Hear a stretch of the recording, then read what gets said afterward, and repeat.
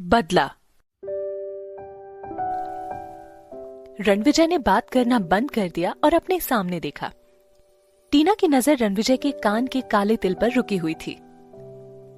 तुम मुझे ऐसे क्यों देख रही हो? कुछ करने का इरादा है क्या तुम्हारा? टीना ने अपनी घबराहट पे काबू किया। उसने अपना हाथ आगे बढ़ा के रणविजय का हाथ पकड़ा ताकि वो अपनी वासना भरी नजरों को छुपा सके। घर जाने से पहले हम कहीं घूमने चलें?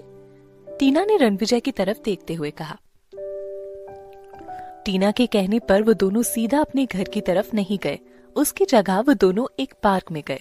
ये वही जगह थी जहां टीना अक्सर प्रणय से मिलने जाती थी, लेकिन आज वो उसे अपने दिल से पूरी तरह से हटाने जा रही थी। इसलिए उसने आखिरी में अपना फोन उठाया और प्रणय को फोन करके कहा, मैं उसी पार्क में हूँ जहां हम हमेशा मिला करते थे। अगर तुम्हें मुझसे मिलना है तो तुम यहाँ आ जाओ। ठीक है, मैं अभी आता हूँ। प्रणय तुरंत मान गया।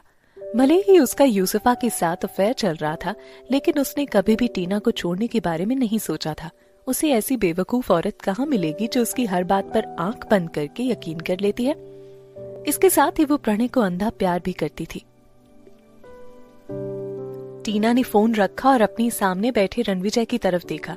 उसने ईमानदार लेकिन घुटी हुई आवाज में खुद से एक वादा किया, ये आखिरी बार है जब मैं उससे फोन पर अपनी फीलिंग्स के बारे में बात करूंगी। इसके बाद कभी उसकी तरफ मुड़कर भी नहीं देखूंगी। रणविजय ने अपनी नजरें उठाकर देखा। बिना एक शब्द कहे उसने बगल वाली सीट थपथपाते हुए टीना को अपने पास बैठने का इशारा किया। टीना बिल्कुल उसके पास जाकर बैठ गई। उन दोनों ने रेस्टोरेंट की खिड़की से बाहर नीचे का नजारा देखा। थोड़ी देर बाद वहां पेड़ के नीचे एक परेशान व्यक्ति खड़ा था।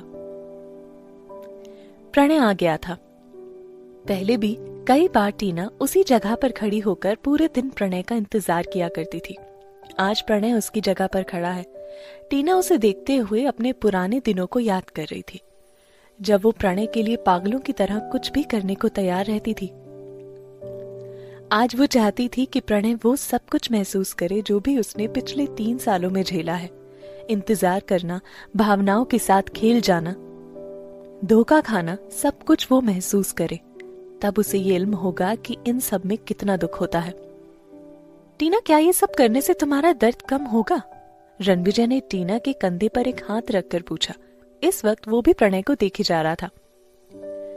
मुझे नहीं पता, लेकिन मैं चाहती हूँ कि मैंने जो कुछ भी महसूस किया है वो भी करे। रणविजय ने अपनी उंगलियों से टीना की ठुड्डी को पकड़ा और फिर उसकी आंखों में झांकने लगा। उसे टीना की आंखों में एक ऐसी कोमल और मासूम औरत का दर्द दिखा जिसने कि अब दुनिया की हर मुश्किल हालात से लड़ना सीख लिया था।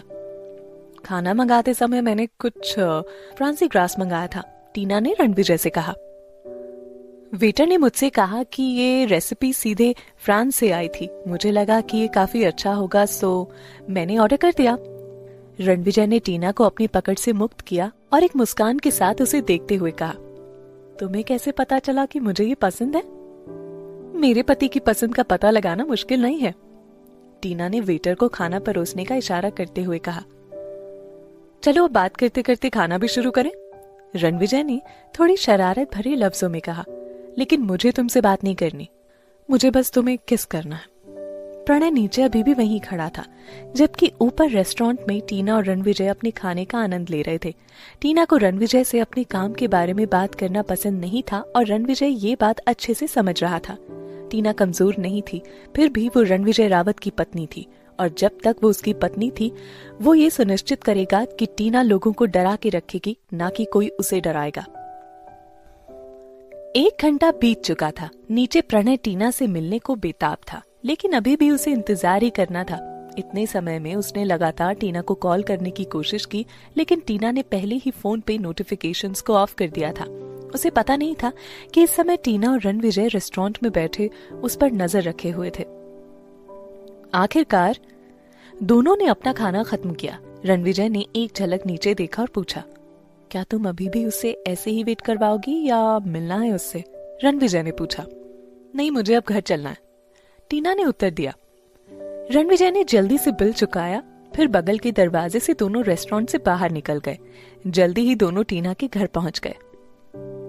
जैसे ही रणविजय घर के अंदर जाने वाला था, टीना ने उससे 5 मिनट बाहर इंतजार करने के लिए कहा। बस 5 मिनट में टीना ने घर के अंदर जाकर प्रणय से जुड़ी हर चीज को नजरों से हटा दिया। टीना को ज्यादा कुछ नहीं हटाना पड़ा क्योंकि प्रणय यहाँ कभी ज्यादा रहा ही नहीं था। रणविजय, कुछ देर रुको, मुझे ना कुछ चीजें पैक करनी है, टीना ने कहा। रणविजय टीना के घर की थोड़ी जांच पड़ताल करने लगा। उसे लिविंग रूम में एक बड़ी सी फोटो मिली। ये तब की फोटो थी जब टीना को नंबर 1 मॉडल के लिए ट्रॉफी मिली थी। अगर वो इंडस्ट्री से कभी पीछे नहीं हटती तो वो पहले ही इंटरनेशनल मॉडल बन चुकी होती। 5 मिनट बाद टीना ने अपने बेडरूम से अपनी बाहों में एक टेडी बियर को पकड़े हुए कहा, ये मेरा सारी पसंदीदा चीजों में से ना फेवरेट है। तुम्हें कुछ और नहीं चाहिए? नहीं। टीना ने अपना सर पूरी तरह से हिला दिया।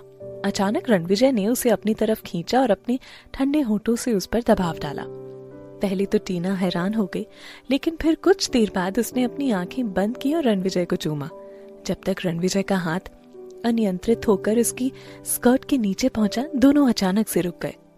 चलो बाकी चीजें हम बात के लिए छोड़ देते हैं। टीना ने रणविजय को अपनी बाहों में समेट लिया।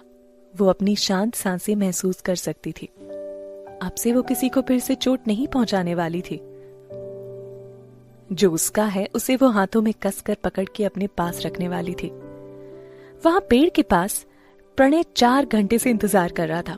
वैसे तो वो अभी और काफी देर तक इंतजार करने वाला था, लेकिन फिर उसे यूसुफा का फोन आया। प्रणय, तुम कहाँ हो? मैं तुम्हारे घर पर हूँ, मेरे पेट में बहुत दर्द है। प्रणय, फोटो अभी तक क्यों नहीं हटाई गई? जल्दी हटवाओ इसे, वरना मैं बर्बाद हो जाऊंगी।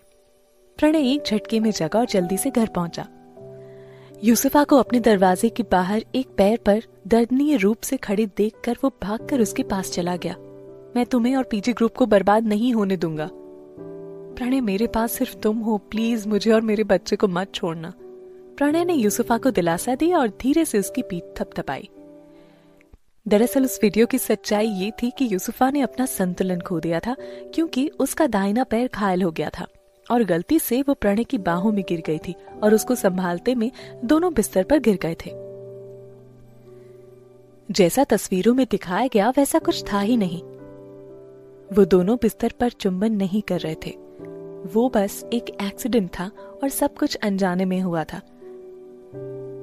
सबसे जरूरी बात यह है कि ऐसे में प्रणय ने इन सब के पीछे किसी की चाल बताकर टीना को छोड़ना चाहा और लोगों ने इन सब बातों पर विश्वास न करने के लिए भी कहा।